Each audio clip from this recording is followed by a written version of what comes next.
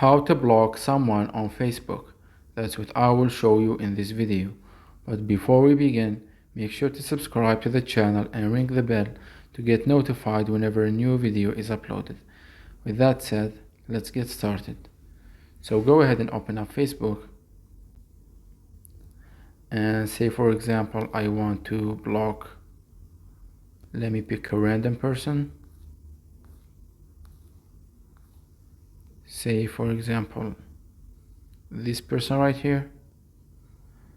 Just go to that person profile, and under the profile picture you want to click on the three dots at the mid right way of the screen, and from these options, this menu list at the top, you can see block.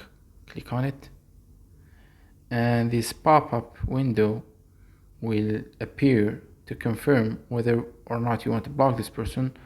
So just click on block to confirm, and that's it. You have just blocked this person. You can do it with anyone, friends or random person, it doesn't matter, it works the same way. So that was it for this video. That's how you can block people on Facebook.